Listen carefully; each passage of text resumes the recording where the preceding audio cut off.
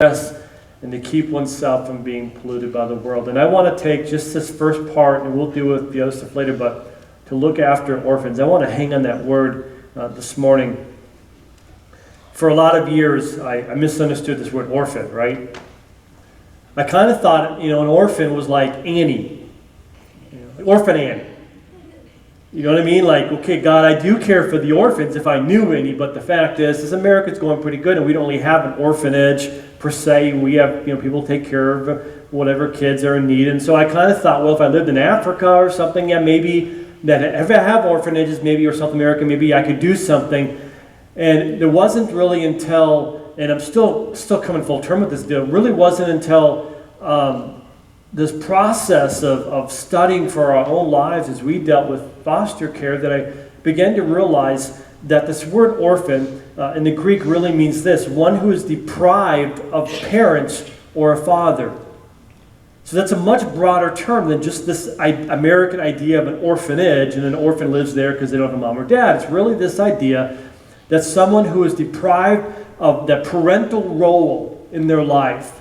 And even to the point where you could say a single mom without that father figure could even consider part of that orphan deal. But so it's this broad term really that says look after those who for whatever reason their parental figures are not a part of their life. And that those reasons might differ. They might be, maybe there's a drug addiction, and so, so they lost the parental rights for their children, or maybe it's a death, God forbid, which has happened, or maybe it's some events going through someone's life. But there's 100 reasons why this kid might be, if you will, an orphan, and so that's where we want to sit this morning. I also looked up the other word there is to look after, and to look after doesn't mean that we just. To look after orphans doesn't just mean that we walk up to the orphanage place and we say, hey, how's everything going? Great, okay. Do you guys need anything? No? All right, hey, see you in about a month. And then you walk away. The word to look after means this. It means to follow through with, or to exercise oversight, caring for with, listen, complete responsibility. And that's a whole different level, isn't it? Complete responsibility with oversight, to care for, to invest in. And so this morning I want to kind of take that orphan term, and the reality is I believe foster care is really the modern orphan. And so I'm going to use the word orphan because that's really what it is. And throughout Scripture you're going to see this thing that how God views orphans over and over again. Deuteronomy 10:18 says that God defends the cause of the fatherless. Psalm 82:3 says, give justice to the weak and to the fatherless. As a matter of fact, 43 times the Old Testament alone mentions God taking care of, God having a special disposition towards, God looking out for, God giving favor to the fatherless, the orphans, 43 times. That doesn't include the New Testament places about taking care of the poor, certainly James' verse about taking care of the orphans. Over and over again, it's part of what God calls us to do, to take care of the orphans. I want to share our story a little bit about James 1:27, religion that God our Father accepts as pure and faultless as this, to look after the orphans. And so I'm going to ask my wife if she would come up, and we're going to just kind of share our journey as we're trying our best to be faithful in what God's calling us to do. And let me just say this as she comes up. It's been a family journey for us. And really, it's been kind of a church journey for all of us, because I think you guys have kind of watched this thing in our lives. For years, I looked at the Bells and Julians and just watched how they have sacrificed. And again, never thought that it was something I would ever become a part of.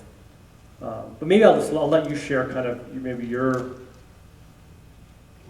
story. Sure. Like Jason said, this is something that was kind of on our hearts, but it was kind of massive. like, I've always had a burden for kids and children and stuff, so it was kind of like, well, yeah, I care for them and I want them to, be safe, but I didn't know what to do. I didn't know what the next step was, and it'll be probably a year and a half ago, I had stumbled across a blog that was talking about scaling it back to one. And in the story, it talked about what you could do for one. And when you hear one child's story, then your heart is moved and it doesn't seem like just a bunch of statistics. And so I remember reading through the blog, and it had like a little boy's story that was removed and had needed a place to go. And I thought, well, that's what I can do. And my phrase kind of became, small is the new big. And I thought, okay, I'm just gonna start small. So we prayed about it and talked about it in January. We made the call to just get the paperwork sent. And I thought, okay, we did that much, and it came. Yeah. We actually didn't look at it for a long time, and they called us back. It sat there a long time. Yeah, and they said, did you watch the video and look at the papers? And we were like, no, but we're going to. We actually watched them in an airport in Texas. Yeah, that's right. So we filled out the paperwork and different things, and so that was like February, and then June we were officially licensed of last year, so it's been a year, and then we just waited for quite some time, and we kind of thought, every day you're kind of like, it could be today, and then you kind of you're just waiting. Yeah, truth be known, I'll just be authentic with you. Truth be known, I knew that God had wanted me to do this. Truth be known is I felt like, okay, I did it, and now we don't have somebody come in, whoo, right? Can I just be honest with you? Like, I wanted to be obedient to God. And so I felt like I did my part, and I thought, well, okay, no phone calls. I mean, we had a couple court cases, maybe you can share about that, but nothing really major. No, and we met with our worker, and she told us about some, and then it wouldn't work out, and then we went to court for some that could possibly be there, and that was really hard. I'd never sat through court, and so it was just difficult to see that process. And then on January 16th of this year, we got a call. And maybe stop for a moment. Actually, the funny part is we were actually looking for like adoption. Right. Because I think, again, defining orphan, even at that point, a year ago, I still thought of the orphan as the one that was like, didn't have parents, period. And so we thought, okay, we'll do foster care with the hope of adoption. Right. So that was part of the reason why we weren't getting calls, right, because we were waiting for a child that was completely adoptable. I hadn't studied the Greek yet. And so we did tell our worker in October, look, we're open to take foster children, which we were kind of nervous about. I was really nervous because that meant giving them away. So January we got our first one. Yeah. And we had her about 2.5 months. Yeah. And it was tough. Mm-hmm. It was tough. Yeah, the night we got the call was about 5 o'clock on a Friday, and we had to tell them right away. And she was there within 2 hours, and Jason was running to Walmart to pick up stuff. I mean, we didn't have anything. I mean, they brought some diapers, and she didn't even have pajamas. And so he ran to the store and got stuff, and he was making frantic phone calls. Maybe some of you got phone calls about, do you have any toys? Do you have anything that we could use? Yeah. And you guys were amazing. He showed up with a whole van load of toys and stuff.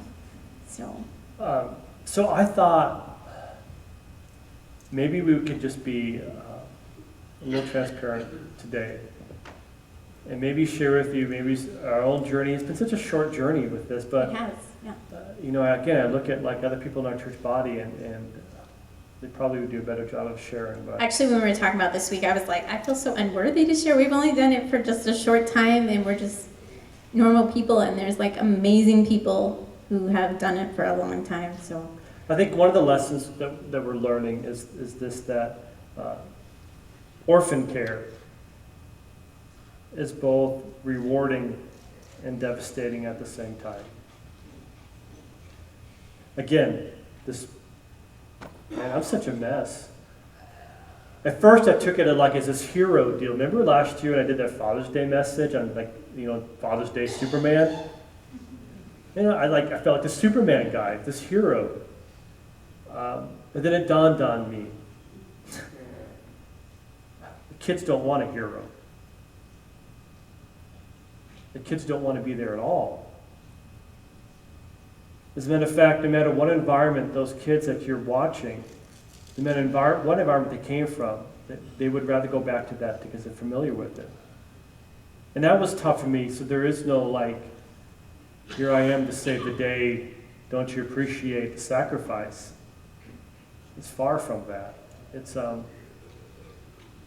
my life has been utterly destroyed and interrupted. And who are you?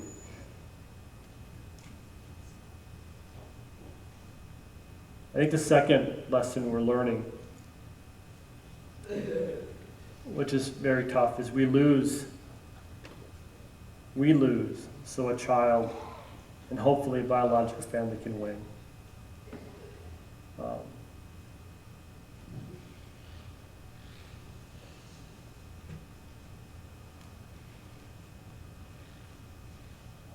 Foster care, orphan care, it's really about giving everything, about giving anything. And sometimes you give nothing. And I think that's probably been the hardest process for us to wrestle with. And we had a phone call on Monday last week. The first child that we cared for, some of you guys remember.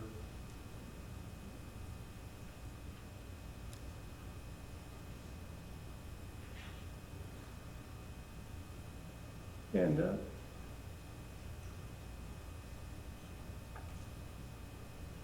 we gave her everything.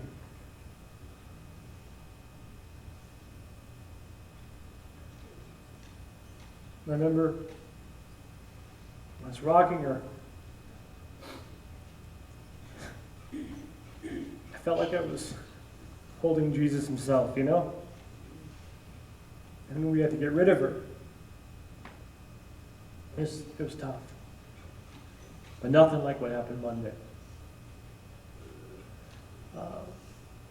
Some of you guys know we moved, changed houses, and I'll explain some of that a little bit later. We got a phone call Monday saying that this girl that we had watched and invested our lives into for nearly 3 months was being removed. And they wanted to know if we would take her. Plus her younger brother. And her younger brother. And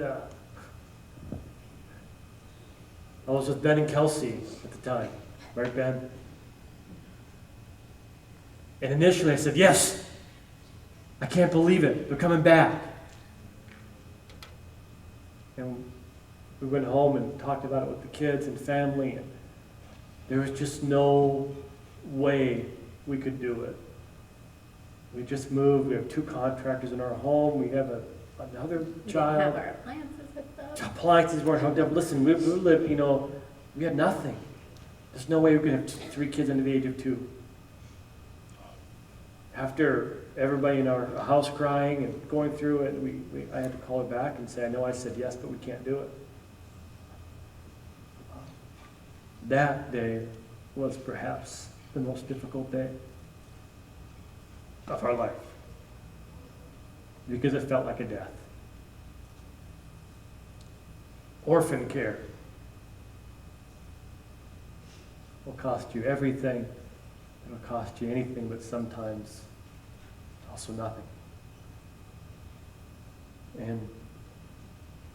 But I think that's part of caring for people. Here's the deal. Jesus was rich, but for our sake became poor. Jesus was completely content in heaven with his Father, and yet for our sake became like one of us so that he could minister to us. Orphan care is giving up our life for somebody else. It's not that we can be a hero, but that hopefully they will let us into their world and we can invest in their life. That's one of the lessons I think that we're learning. We lose to a child, and hopefully the biological family can win. And caring for orphans, man, you give your time. Maybe you want to share about that, I don't know. Well, our first one woke up at night, Yeah, first one woke up at night. which we hadn't done. It doesn't happen in a long, long time. So just getting back to that and just realizing that at times it was really hard because you're investing so much, and it's hard not to think, well, we're not going to have them forever. Yeah. But yet, I was thinking about the first one the other day. I thought we taught her how to walk, so Yeah. someone had to. So just giving, but God has really taught me about just appreciating the people in my life, whether they're orphans or my family, because we're not guaranteed how long any of our children are going to be with us, or anybody is going to be with us. And so just not knowing when I have this child in my home, because we have one right now, how long they're going to be there, today's the last day, has just made me appreciate and love on my children more, knowing, I mean, God forbid that something could happen to them and they're gone. And sometimes we just assume, oh, they're our kids and they're living in our house, or they're our spouse and they're with us forever, but it has really just opened my eyes to appreciate. You just don't know how long you have with anybody, and just to make the most of that time. So it's really taught me that. Yeah. Time-wise, we've met with lawyers and courts and mediators and parents and hospital visits. It's definitely been a cost. It's giving your resources. We bought a new home, as you guys, some of you might know, and in that process made sure that we had an extra room to take care of somebody. That was something that was different for us. Monica sold her Pacifica. Just at the time, you know, the leather-seated Pacifica with the moonroof, right? It's kind of like in between young person car and an old person car. Is that right? She sold that to get a minivan again. Like thought we were so out of the minivan stage. So the minivan, food, diapers, toys, clothes. When we got the first one, it was like she said, we had to call. Do you have any toys? Like, we don't have any. Yeah, and just it's crazy that you just don't have, and they show up with practically nothing. We have a really good friend who puts care packages together for foster. So when the child is removed, they get a bag, and in that is pajamas. And I remember both times that the kids have come, I thought, I wish I had one of her bags. Yeah. But it's just. Yeah. So, I mean, I think by far the most difficult, and I know I'm setting this up as a bad way, because I'm going to implore you to be obedient to James and say that, look after the orphans. So you know where I'm going to go with this, but I'm setting you up as best I can with reality. And it's been probably the best thing for our family, but it's been very difficult. But it's mostly because of the heart issue. It's hard holding and loving somebody, being entrusted.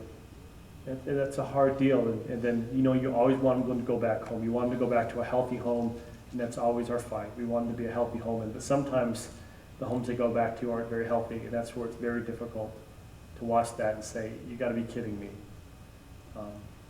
I'm just being honest. Just being honest. Am I missing anything, Monica? What'd you say? I said with a long nap. I think it's just about just trusting that God's in control no matter what. It was really hard on Monday, and our hearts all said yes. But in reality, our brains are like, are you crazy? How are you even going to get out of the house, you know? Yeah. And so just trusting that God is still in control and nothing surprises him. Yeah. So. And I think we said it this morning again, just kind of getting away from the idea that Christianity is meant to be comfortable. Somewhere we got that false religion, and it's not true. I mean, life is meant to be uncomfortable, isn't it? Isn't it? It's meant to be a little bit dangerous. Jesus said this, I'm sending you out as sheep among wolves. Hey, that's a dangerous place to be. But that's what life's about. So here's what I want to go with. Would you I give just want to say go one ahead. more thing. Okay. Sorry. I just wanted to say, because I have always looked at amazing people that did foster care and thought, and I remember saying stuff to them like, oh, I could never do that. And they're like, yeah, you could. And I just was like, no. And I looked at them because they are amazing people just because they took that step. But I never thought I could. But now that I've done it, I just want to say, I know I said in the first service that if I can do it, anybody can do it. So I've been telling people that like crazy because it's true. If we can do it and our life is crazy, then anybody. Yeah, then she says, listen, if I can do it, referring to her, then anybody can do it. But if Jason can do it, that's what she really says. If our family can do it, then anybody's family, whatever that looks like, can do it. Yeah. And that really leads us into that year, well, so where do I go from here? Where do I go from here? And here, let me just give you 3 places. Thank you, Monica, so much. Give her a hand, would you?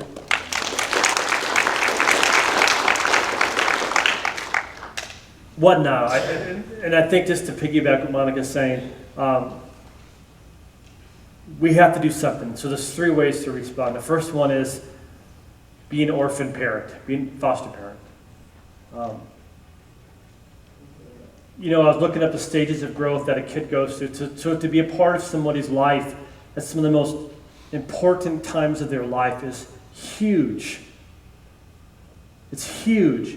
As kids are learning how to walk and talk, as learning how to trust, to be that person in that scary time of that kid's life is just huge. And I looked at like 0 to 6 months, learning how to trust and care and to touch.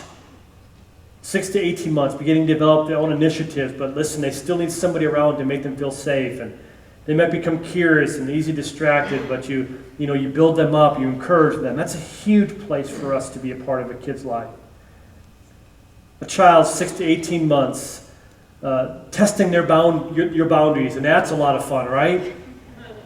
That's one of the most difficult parts. Is like, well, my kid would never do that, and you work with the child as best you can, and love on them, and encourage them, and man, they need that structure.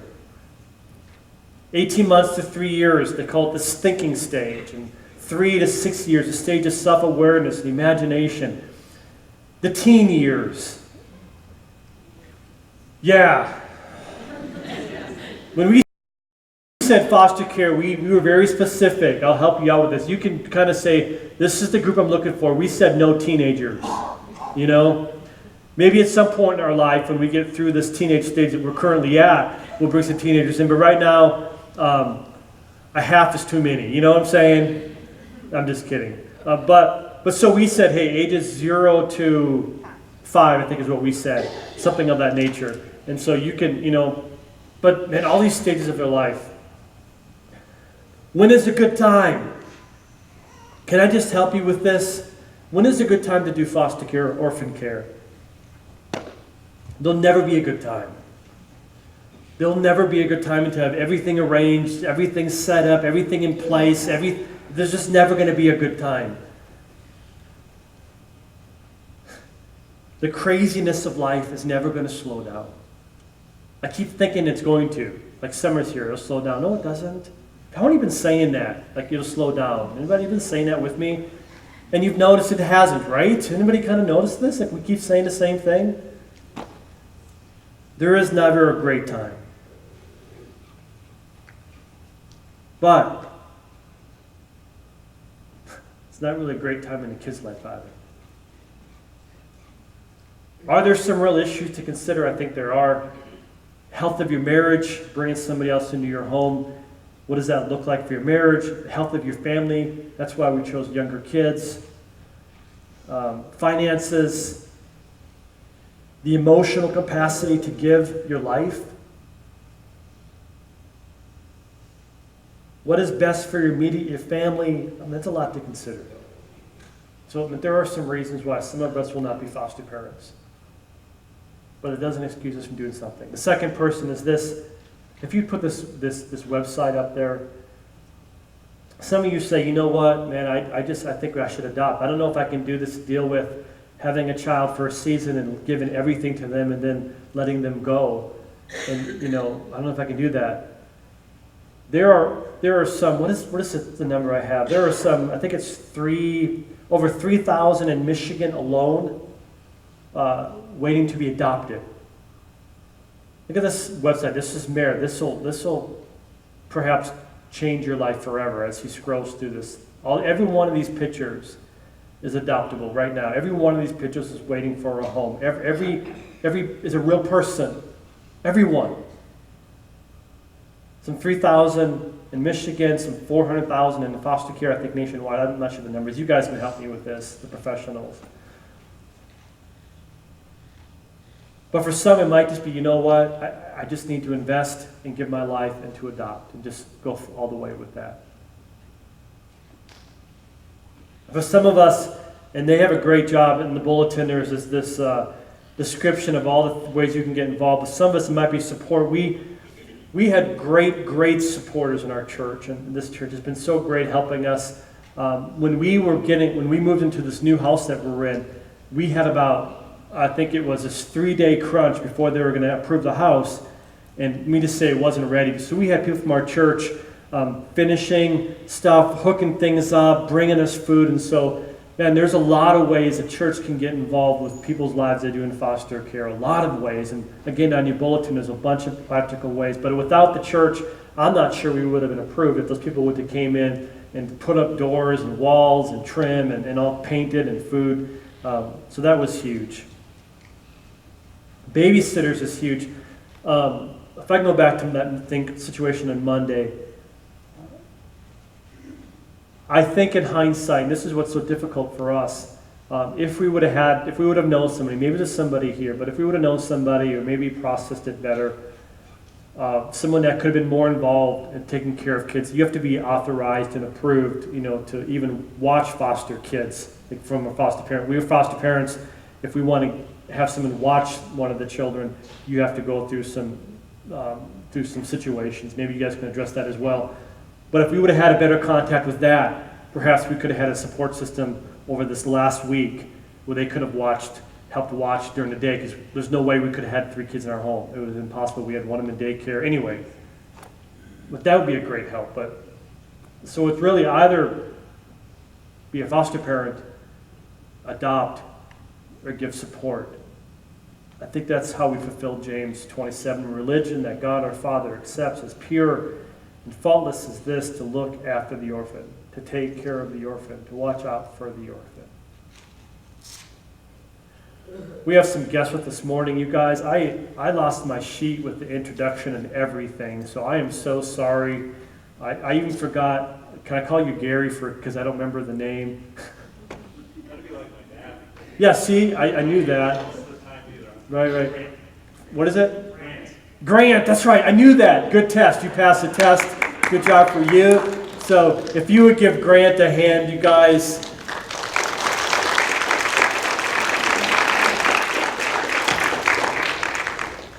Sorry, Grant, I'm making a mess. Grant, if you would just kind of walk us through what that looks like, to get licensed, to kind of start taking that process, what are some steps we can go through, and that would just help us a lot. So, I told him he had to be done by 11:40. Well, that's not going to happen. So, go ahead and I'll try to be as brief as possible. I've been with DHS for about 4 years. My name's Grant Zims. This is Nathan Van Weeren, and he's been with DHS about 4 weeks. I got the call. Jason went through the person who officially licensed them, who's now a supervisor in Dickinson County, and I didn't feel like I had enough time to prepare, but I felt it was important to be here too, because there's certainly a need in our county and in our tri-county, Delta, Dickinson, and Menominee. And Nathan, once he heard I was going to do this, he said, "Can I tag along?" And I said, "Well, if it's okay with the boss, it's fine with me." And I'm grateful for Nathan is real eager to hit the ground running and recruit families and help us find more homes. In Delta County, probably I'd say the last year to year and a half, we've gone from having about 35, I want to say 35, I think was the high number, and right now I believe we have 22 licensed foster homes. So some of those were lost because they got into it for adoption reasons. They wanted to adopt. Child was placed with them. They ended up adopting. They were done. They didn't want to adopt any further. They didn't want to foster anymore. But there's a need for both. People who want to adopt a child, it's not always going to happen, but there's also a great need for those who can do what Jason and Monica have done with being willing to foster being willing to give kids back.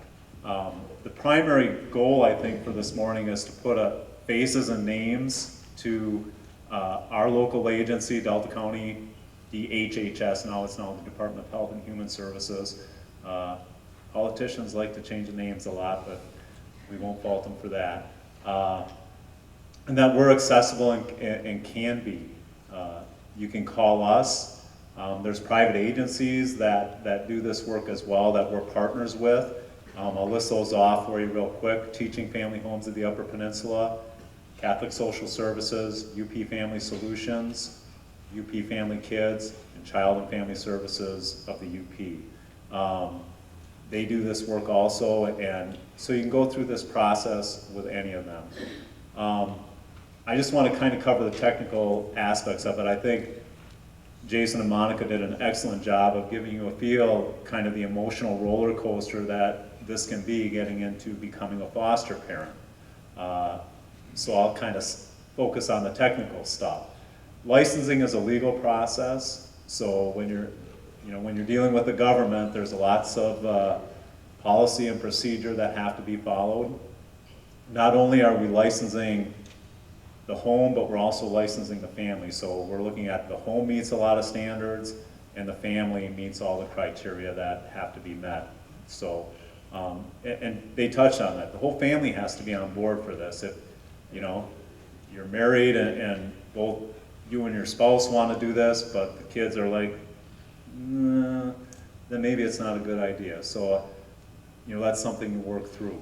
But the process starts with an inquiry. If you have an interest, you have a sign-up sheet out in the narthex or lobby. I'm not sure what it's called here. I would call it the narthex. And name, phone number, address. We'll get in touch with you. We'll send you a welcome packet, which includes a copy of child protection law so you understand the reasons that children are removed from a parent's care. Public Act 116, which is the law that allows us to make policy, it allows DHS to make policy, promulgate rules, and that kind of thing. Lots of rules for both being a foster family home or a group home and the child placing agencies, which we are. You have to understand those rules and how they follow. Local office policies, good moral character pamphlet, the Ombudsman Act, and I've forgotten for service a DVD on what every foster parent needs to know that comes with a short quiz that's pretty easy. It's a lot of reading and it's a lot of material to digest, and it can be overwhelming. I encourage people, take your time, and I think kind of Jason and Monica demonstrated that. It's a lot to work through. But once you get through that, if you're still interested, we schedule an orientation. We go through a lot of those materials and some other materials. If you're still interested after that orientation, you request an application. When you get that application, you fill it out, complete it. You're saying you're willing to foster children and you received an orientation. Once you get that application, you have 30 days to complete, sign, and submit it. And that allows, your signature allows our agency to conduct, or whatever agency you would work with, to conduct a licensing investigation, which goes through the health of the marriage, the family, all the social background, employment background, financial. It is involved. And the reason for that, obviously, is we don't want to take children out of one situation that's not healthy and then put them in another that doesn't work out. So we want to make sure we have all our ducks in a row. I'll say it now.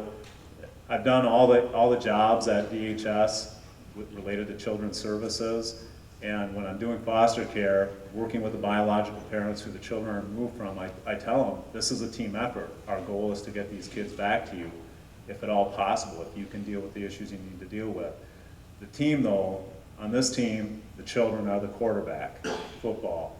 What do you do in football?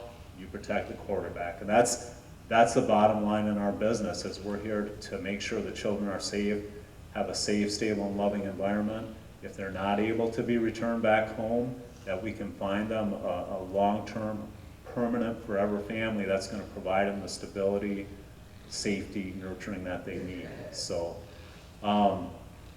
once you submit that application, you get criminal history background checked if you have any,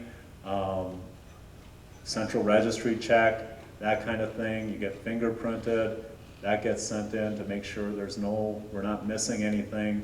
But once that application, we have 180 days to get you licensed generally. That's what the time frame we want to do it in. If there's holdups or things or delays, that can be dealt with as well. Jason mentioned teens in the first service, not so much this one. There's a desperate need for that age group, kids over 10, kids with disabilities. There's a lot of different needs out there, but that's the beauty of it, like you said, is, you know, you can say, these are the types of kids I feel I can take in and I can handle, and you have some control over that. Respite, you can go through the licensing process to do respite care, such like, you know, the foster parents are going away for a weekend, other foster parents, they can't take the children with them. You work it out with them to care for the children and do that, and there's definitely some need there. It's, again, the name and face. Our role as licensing workers is to help you through the process and help you be successful in navigating the process, and connect you to resources that are going to help in that end. I don't know if I'm missing anything, or you think it's something I should touch on. Nathan? You guys do I it. actually do have one story I could share real quick. One thing I've encountered, even in my short time at DHS, I've been doing a lot of trainings. They've sent me to a lot of trainings, and quite often I'm in the same trainings as foster parents actually are. And I was in one where a younger foster parent expressed concern about where they were going home to a biological family, back to a situation they didn't entirely care for. And one of the older individuals there said, "You don't know.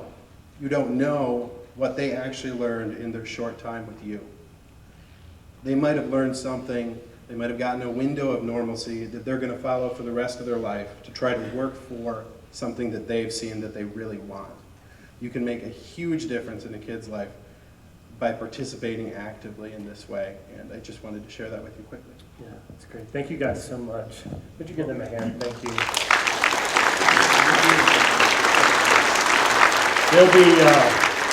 They'll be out back, and so please feel free to stop by. Man, the pictures of people need to be adopted is still scrolling. It's a lot of kids. Thank you guys so much. I can't imagine their job of having to go into a home and, you know, have to work. You know what I'm saying? Like, that's got to be tough. So thank you guys for all that you do. I'm going to ask the ushers if they would come forward at this time. We're going to go ahead and receive our